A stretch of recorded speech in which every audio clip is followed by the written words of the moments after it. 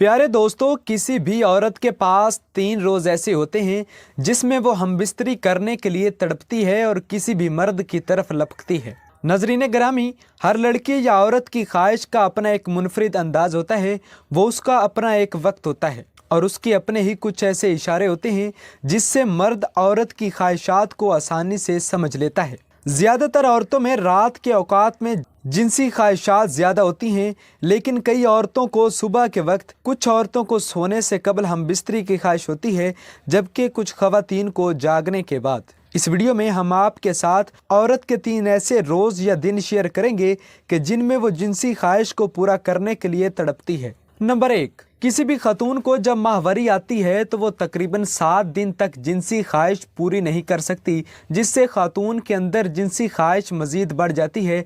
लेकिन जैसे ही ये 7 रोज़ गुजरते हैं तो फिर खातून के अंदर जिनसी ख्वाहिश अरूज तक पहुंच जाती है और ठीक अगले दिन वो हम बिस्तरी के लिए तड़पना शुरू कर देती है, और ऐसा हर औरत में कुदरती तौर पर मौजूद होता है। नंबर 2, किसी भी खातून की माहवारी के दूसरे हफ्ते का आखिरी दिन यानी कि 14वां दिन औरत के लिए बहुत ही ज़्यादा अहम और काबिल होता है।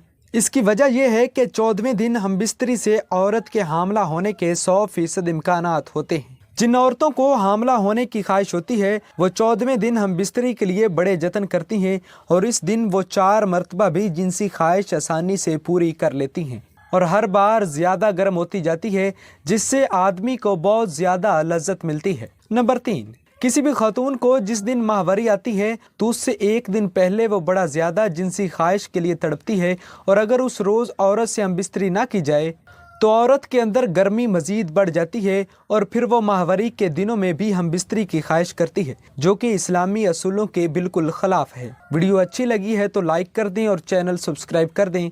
शुक्रिया।